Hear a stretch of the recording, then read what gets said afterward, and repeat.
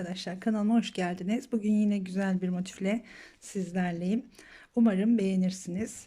Yine istek alan bir model, bir takipçinin isteği üzerine yapıyorum. Abone olmadıysanız eğer sağdaki abone ol yazısına tıklayarak abone olabilirsiniz. Evet, şimdi 8 tane zincir çekerek ortadan başlıyoruz yine. 1 2 3 4 5 6 7 8. Burayı sıkıştırıyorum ve ilk zincirin içine giriyorum. Kapatalım. Bir tane yuvarlak oluşturuyoruz. Şimdi 1 2 3 tane zincir çekiyoruz. Tığı bir kez dolayıp bu oluşturduğumuz halkanın içine batarak üçlü trabzan yapıyorum. Zincirle birlikte 2 oldu şimdi. Evet, zincirle birlikte 2 trabzanımız oldu. Şimdi tığı doladım. Tekrar 3 4 5 6 7, bu şekilde 24 tane yapıyoruz arkadaşlar. 8 9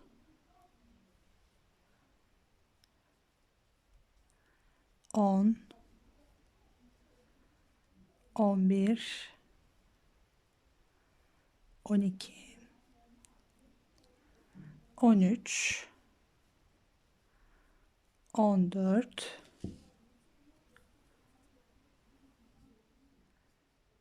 15 16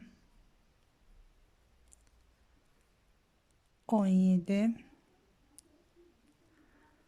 18, biraz daha çektirelim. 19 20 21 22 23 24 tane trabzan yaptık. İlk trabzan yuvasının üzerine geliyorum, bu şekilde birleştiriyorum. Şimdi şu arkadaki ipimizi kesebiliriz.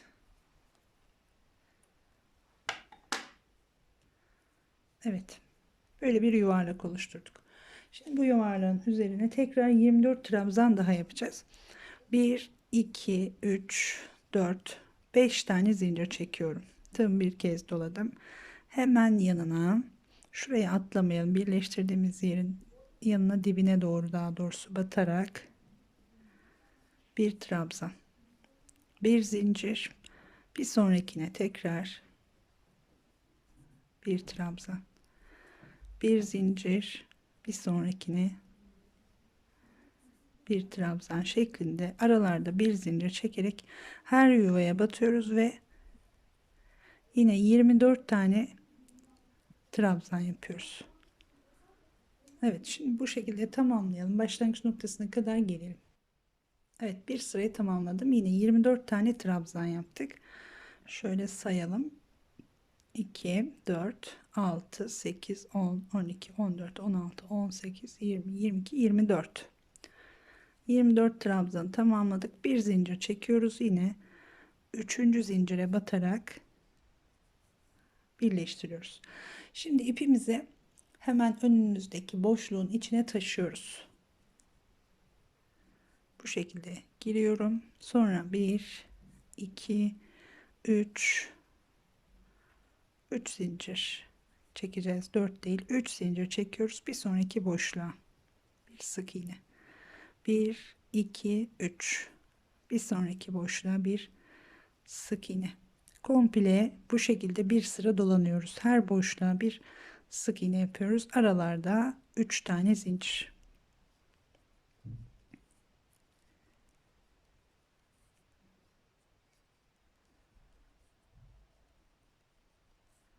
Evet, 3 zincir, bir sık iğne olarak bir sıra daha dolanalım arkadaşlar şimdi.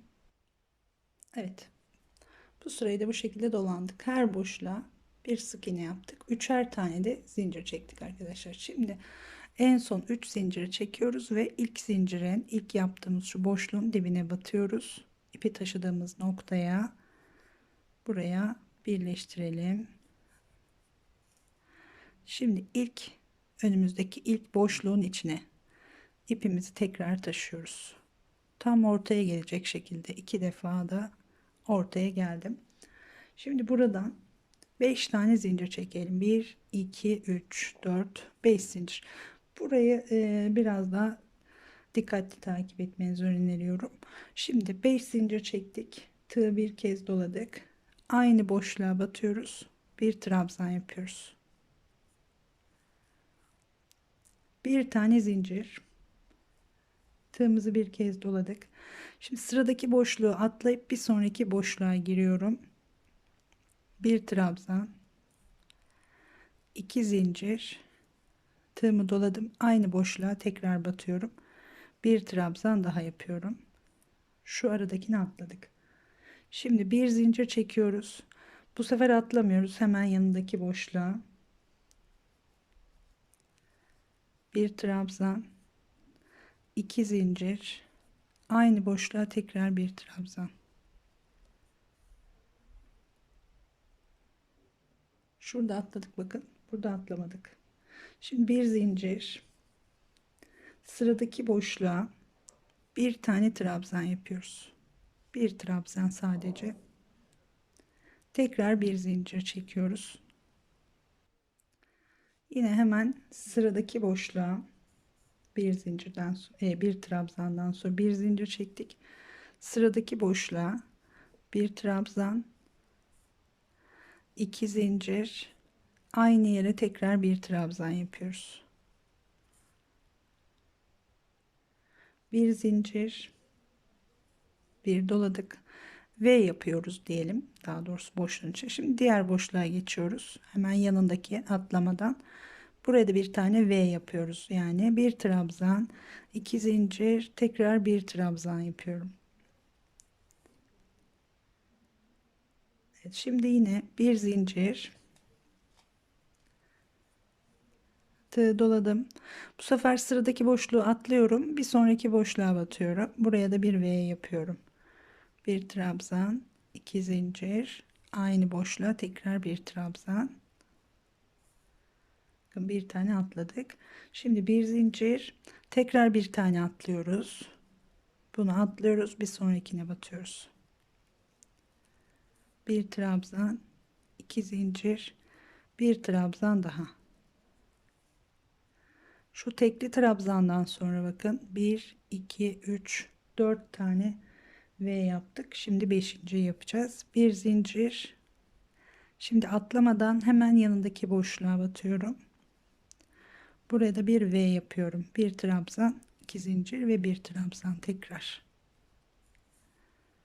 Evet, şimdi bu tek yaptığımız trabzandan sonra 1 2 3 4 5 tane V yaptık. 2 tane atlamadan yaptık. Sonra bir tane atlayarak yaptık. Yine bir tane atlayarak 2 tane yan yana yaptık. Şimdi bir zincir. Hemen yanındaki boşluğa bir tane trabzan yapıyorum. Bu bir trabzandan sonraki işlemler aynı şurada yaptığımız gibi yapacağız. Evet, bir zincir çekiyorum. Hemen yanındaki boşluğa bir tane V yapıyoruz. Bir trabzan, 2 zincir, tekrar bir trabzan. Bir zincir. Hemen yanındakine atlamıyorum. Bir trabzan, 2 zincir, tekrar bir trabzan. 2 tane yan yana yaptık. Şimdi bir zincir, bir tane atlıyoruz. Bir sonrakine bir V yapıyoruz. Bir trabzan, 2 zincir, tekrar bir trabzan. Evet, bir zincir, bir tane atlıyoruz. Hemen yanındakine bir tane V yapıyoruz. Bir trabzan, 2 zincir, tekrar Bir trabzan daha yaptık. Şimdi yine bir zincir, hemen yanındakine atlamadan bir tane daha V yapıyorum. 2 zincir, tekrar aynı yere batıyorum, bir trabzan daha. Şimdi bakın şuradaki tekliden sonra 1 2 3 4 5 tane V yapmış olduk. Şimdi başlangıç noktasıyla burayı birleştireceğiz. Aynı ölçülerde olacak. Şimdi bir zincir çekiyoruz yine. Hemen, evet, 5 tane yaptık dedim. Bir dakika, ben şimdi karıştırmayayım, size anlatıp da 1 2 3 4 5 taneyi tamamladım. Bir tane tek trabzan yapıyoruz. Şimdi hemen yanındaki boşluğa atlamadan bir trabzan, bir zincir, hemen yanındaki boşluğa yine atlamadan bir tane V yapıyoruz. 2 zincir çektik. Bir trabzan daha, bir zincir. Şimdi yine atlamıyoruz, hemen yanındakine, pardon, hemen yanındaki boşluğa bir trabzan, 2 zincir ve tekrar bir trabzan yapıyorum. Şimdi iki tane tekli trabzan arasında bakın, bir burada bir burada tekli trabzanım var. 1 2 3 4 ve 5 tane V, tamam. Yani şu ortadaki boşluğa herhangi bir işlem yapmıyoruz. Bir zincir çekiyoruz, geliyoruz, burada başlangıç noktasında 5 zincir çekmiştik. 1 2 3 diyorum, 3. zincire batıyorum, burayı birleştiriyorum. Evet, şimdi buranın üzerine yine hemen önümüzdeki ilk boşluğun içine ipi taşıyorum. Şöyle orta kısma gelelim. 1 2 3 4 5 tane zincir çekiyorum. Tığımı bir kez doladım. Aynı boşluğa batarak bir trabzan daha yapıyorum.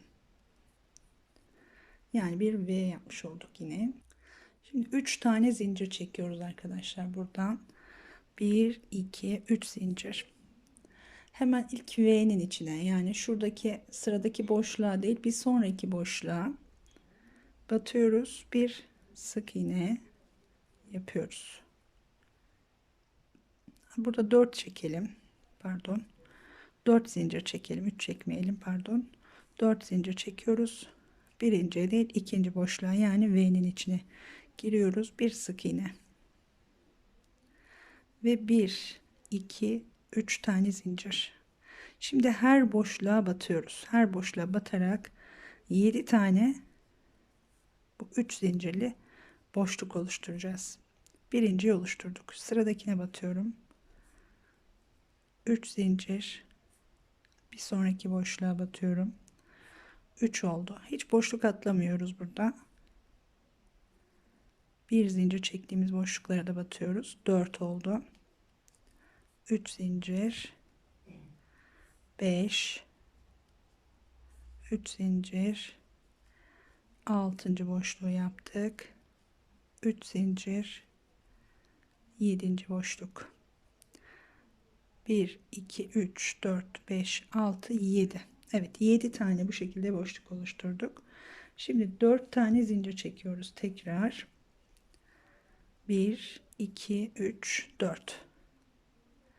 Şimdi tığ doladım. Sıradaki boşluğa değil, hemen yanındaki, yani şuradaki V'nin içine batıyorum. Bir trabzan yapıyorum. 2 tane zincir çekiyorum. Aynı boşluğa tekrar bir trabzan daha yapıyorum. Tekrar şimdi 4 tane zincir çekeceğiz. 2 3 4. Yine aynı şekilde buraya, şurada yaptığımız gibi 7 tane boşluk yapacağız ama şuraya değil, bir sonraki boşluğa, yani sıradaki V'nin içine batıyoruz. Yine bir sık iğne yapıyoruz. 1 2 3 zincir. Her boşluğa batarak yine 7 tane boşluk oluşturacağız. 2 oldu. 1 2 3 oldu. 4, 5,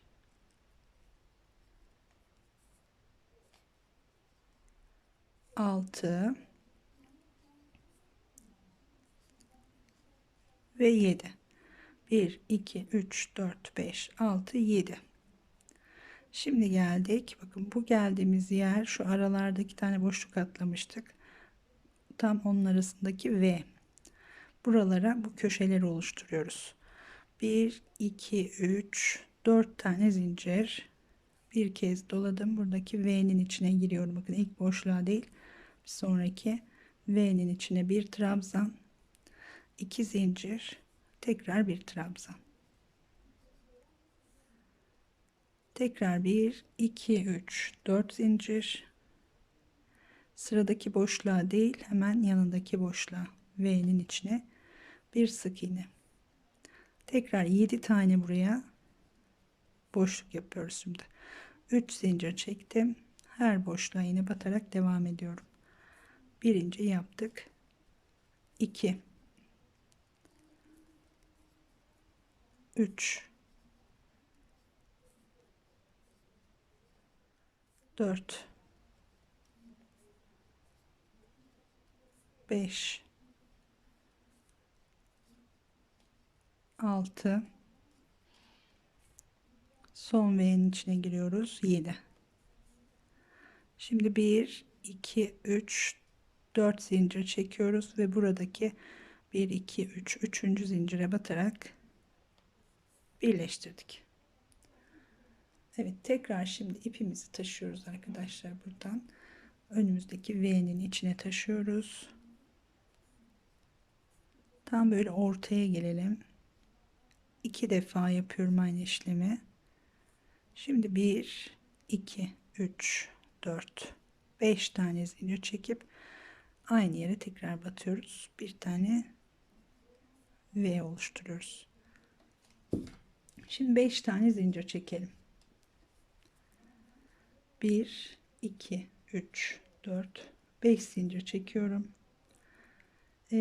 Burada şöyle yapıyoruz. Şimdi ilk şu boşluğa 3 tane yine zincir çekmiştik ama şunlara değil. Bakın hemen sıradaki boşluğun içine giriyorum. Buraya bir tane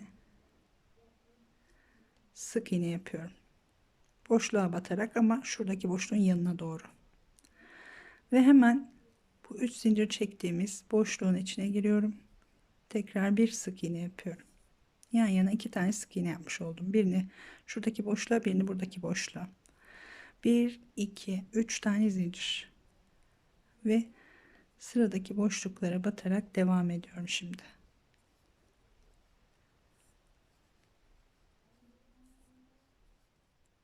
Her boşluğa bir sık iğne yapıyoruz.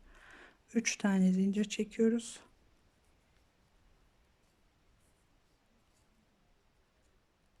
Son boşluğa geldik. Bu sırada 1, 2, 3, 4, 5, 6 tane boşluk yapmış olduk. Şimdi burada şurada yaptığımız gibi aynı buradaki boşluğa da batıyoruz, sıradaki büyük boşluğa. Bir sık iğne de buraya yapıyoruz tekrar. 1, 2, 3, 4, 5 tane zincir çekiyoruz. Tığı bir kez doladık. V'nin içine giriyorum. Bir trabzan, 2 tane zincir, tekrar bir trabzan daha yapıyoruz. 1, 2, 3, 4, 5 zincir. Aynı işlemi tekrar ediyorum şimdi. Boşluğa batarak bir sık iğne yapıyorum. Sonra hemen sıradaki boşluğa batarak yine bir sık iğne yapıyorum. Şimdi 3 tane zincir çekiyorum. Devam ediyorum. Yine 6 tane boşluk oluşturacağız burada. 2 oldu. 3, 4,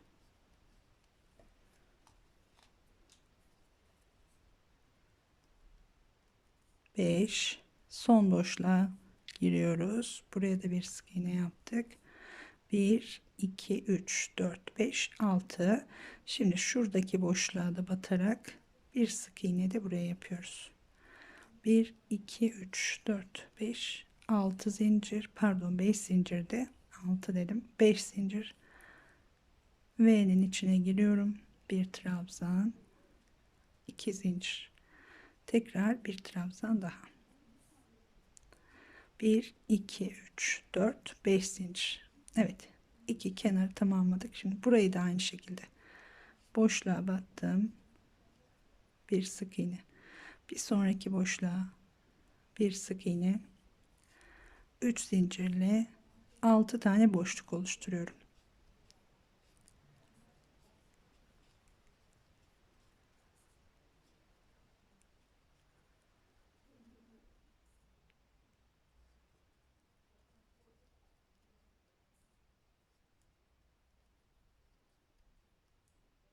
Evet, sona geldim.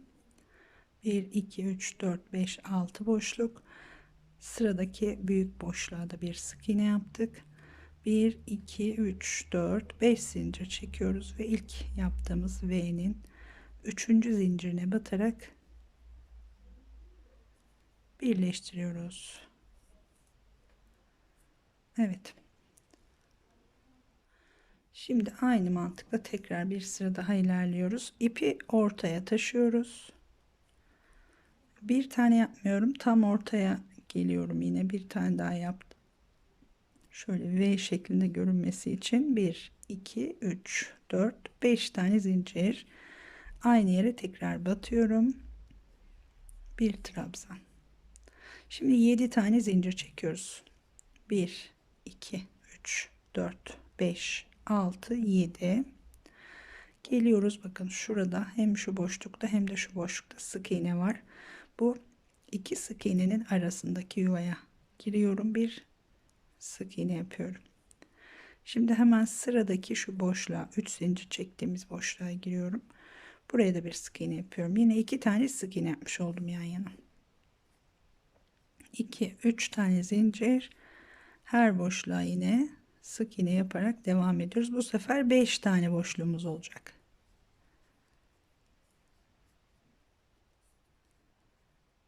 Evet, 3 zincir, her boşluğa bir sık iğne. Son boşluğa geldik. 1 2 3 4 5 tane. Şimdi burada buraya sık iğne yaptık. Burada da bakın iki tane sık iğnenin arasına batıyoruz. Bir sık iğne. 1 2 3 4 5 6 7 zincir. Geliyoruz, V'nin içine giriyoruz. Bir trabzan, 2 zincir, tekrar bir trabzan. Tekrar 1 2 3 4 5 6 7 zincir. Burada aynı şekilde geçiyoruz. 2 tane sık iğnenin arasına giriyoruz. Bir sık iğne yapıyoruz. Sonra 3 zincir çektiğimiz boşluğa da bir sık iğne yaptık ve 3 zincirle devam ediyoruz. Evet, bu sırayı da tamamlayalım arkadaşlar, böyle aynı şekilde başlangıç noktasına kadar gelelim.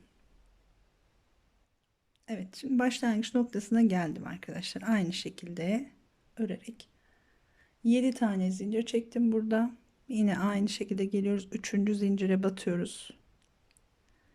Burayı birleştiriyoruz. Şimdi buradan artık boşluğun içine ipi taşımıyorum. Buradan 1 2 3 4 tane zincir çekiyorum. Tığımı bir kez doladım. Aynı yere birleştirdiğim noktaya tekrar batıyorum. Pardon, birleştirdiğim noktaya değil, ortaya batıyorum arkadaşlar. Şöyle ortaya batarak bir trabzan yapıyorum. 2 tane zincir, ortaya tekrar batıyorum. Bir trabzan daha yaptım. Bu şekilde. Şimdi bir zincir çekiyorum. Buradaki trabzanın üzerine batıyoruz. Bir trabzan da buraya yapıyoruz.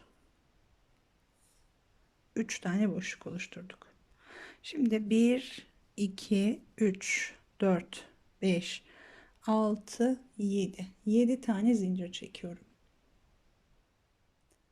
Evet, burayı netle. 7 zincir çektik. Burada aynı şekilde 2 tane sık iğnemiz oluşuyor yine.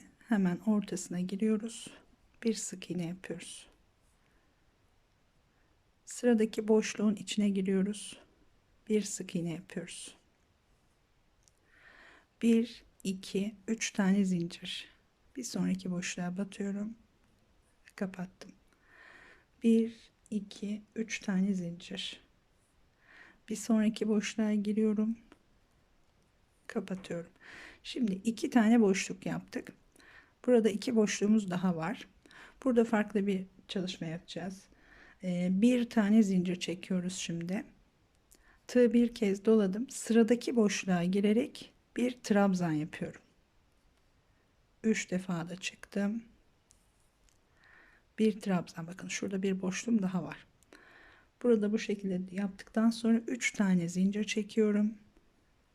Modelin arkasını çeviriyorum. Arkasını çevirdim ve hemen sıradaki boşluğun içine giriyorum. Sık iğne ile kapatıyorum. Bir tane zincir çekiyorum. Tığımı bir kez doladım. Burada sıradaki boşluğa giriyorum. Bir tane trabzan yapıyorum. Yine üçlü trabzan. Bu şekilde. Şimdi bir zincir çekiyorum. Tekrar modeli çeviriyorum. Ön yüzünü çevirdim ve tığı bir kez doladık. Şimdi sıradaki şu boşluğa giriyorum. Bir tane trabzan. 1 2 3 4 tane zincir. Bir doladım. Aynı boşluğa tekrar bir trabzan daha yaptım. Şimdi bir zincir, bir doladım. Bakın, bu boşluğa çalıştık. Bu boşluğun altındaki şu noktaya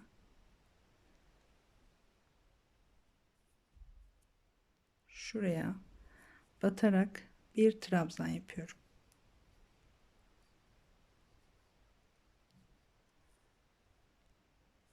Tekrar bir zincir, bir doladım. Hemen alttaki birleşim noktası, bakın şöyle çekeyim. Tam şuradan trabzanla dönmüştük. Buraya batıyorum. Aynı boşluğa, boşluğun içine battım. Bir trabzan daha. Tekrar bir zincir.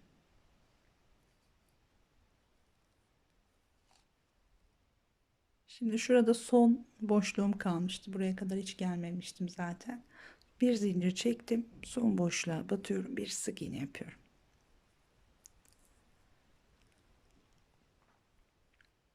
Evet. Buraya bu şekilde şöyle sivriltmiş olduk. Şurayı da düzeltelim. Bu şekilde burayı tamamlamış olduk. Şimdi diğer tarafı da yapalım. Şimdi son boşluğa geldik. Bir sık iğne yaptık. Yine geçişimiz aynı şekilde şuradaki sık iğnelerin arasına giriyoruz. Bir sık iğne yapıyoruz. Şu tepe noktamız. Evet. 1 2 3 4 5 6 7 zincir. Tığımızı bir kez doladık. Şimdi ilk trabzanın tepesine batıyoruz. Bir tane trabzan yapıyoruz. Bir zincir çekiyoruz. Ortadaki boşluğa V'nin içine giriyoruz. Bir trabzan daha yapıyoruz. Sonra iki tane zincir çekiyoruz. Aynı boşluğa tekrar batıyoruz. Bir trabzan daha yapıyoruz. Bir zincir ve trabzanın tepesine batarak bir trabzan daha yapıyoruz. 3 tane boşluk elde etmiş olduk. Aynı şu başlangıçta yaptığımız gibi. Tekrar şimdi 1 2 3 4 5 6 7 zincir iniyorum. Burada iki sık iğne arasındaki sık iğnelerin içine giriyorum. Bir sık iğne yapıyorum. Tekrar ilk boşluğa giriyorum. Bir sık iğne yapıyorum. Şimdi bakın burada 1 2 3 4 5 tane boşluğumuz var.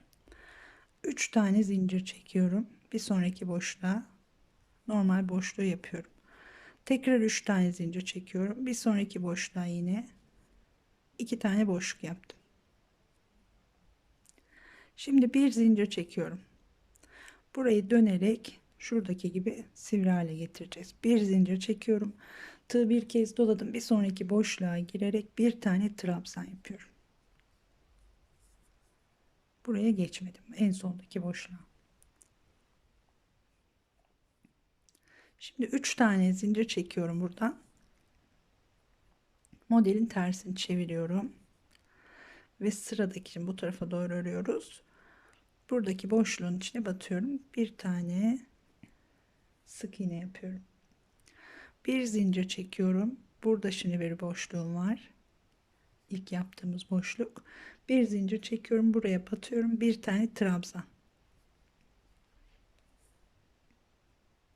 Bir zincir çekiyorum. Tekrar. Şimdi tekrar döndüm.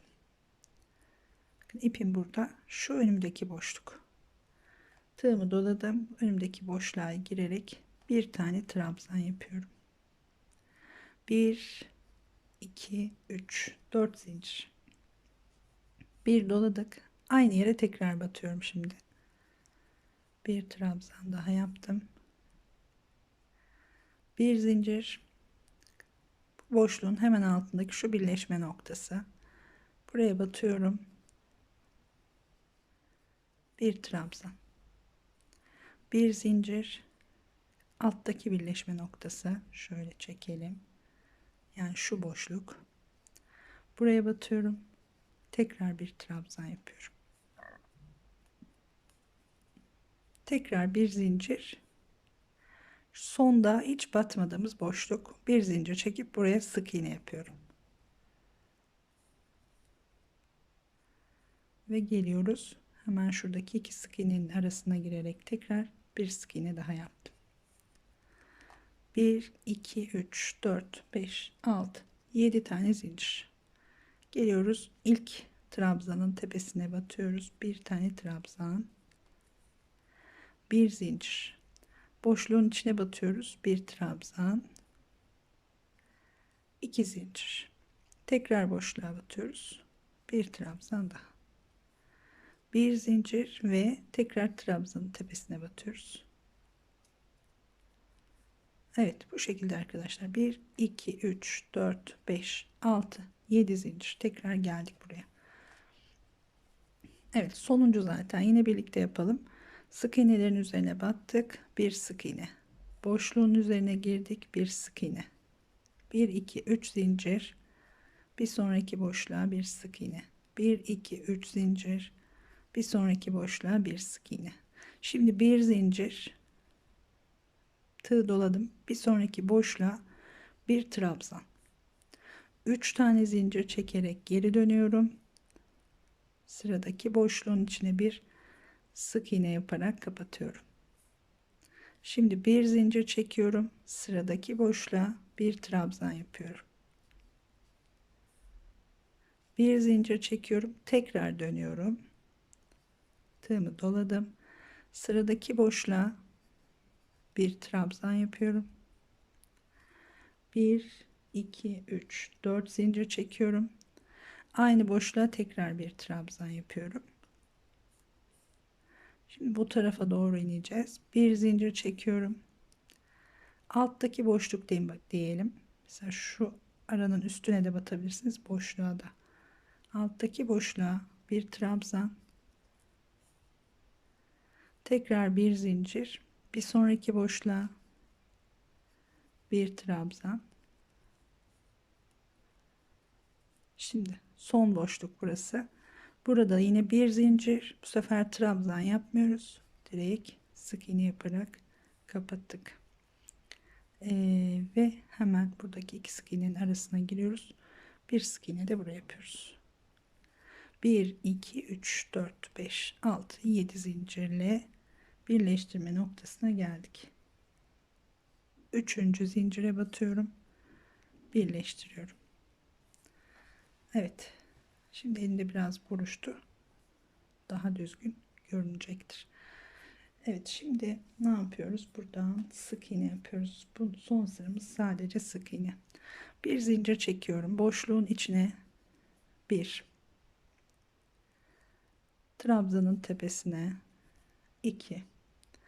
Şimdi V'nin içine giriyorum. 1. Buraya bir tane pipirik yapıyorum. 3 zincir çektim. Tepe noktadan batıyorum şöyle. Bir pipirik. Tekrar aynı boşluğa bir sık iğne daha.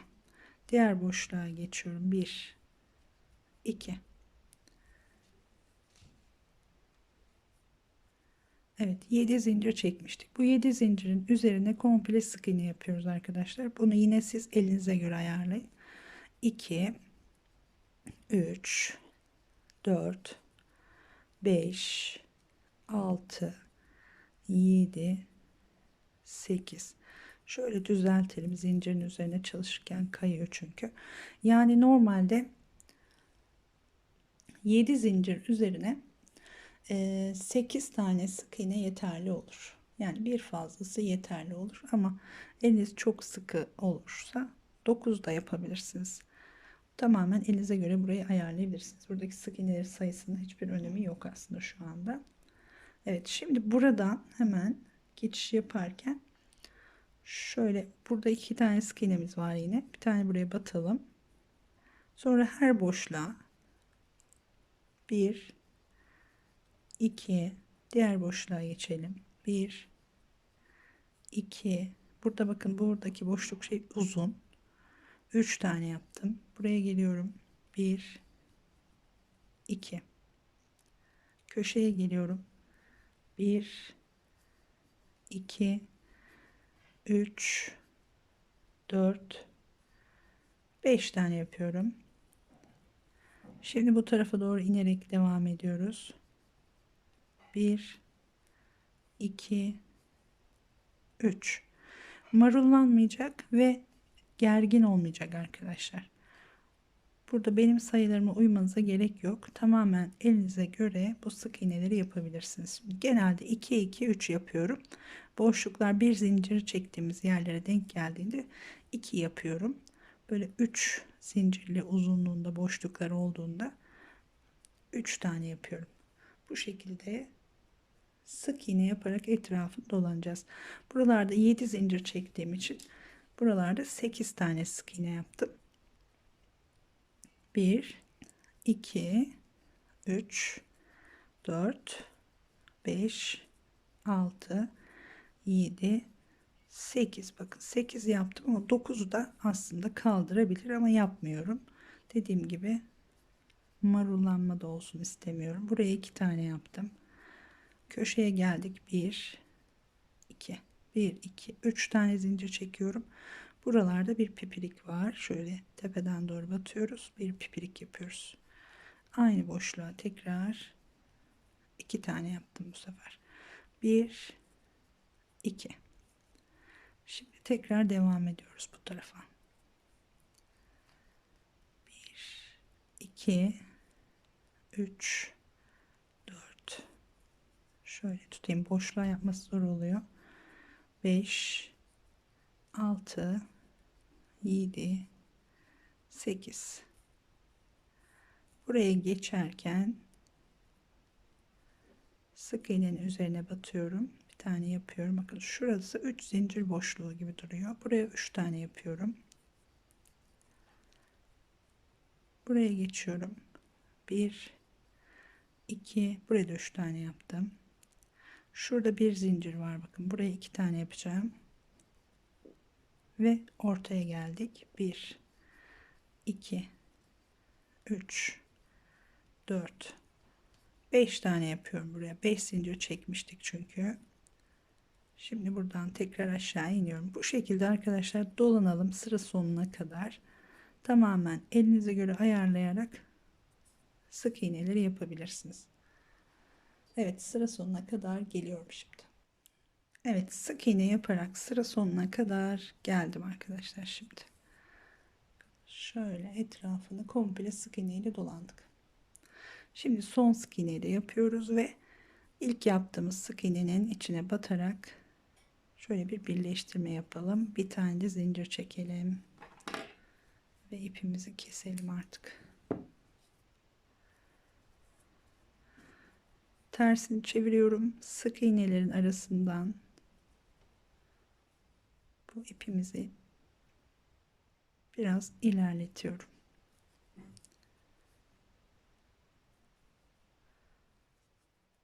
Evet, tamamını kesebiliriz artık.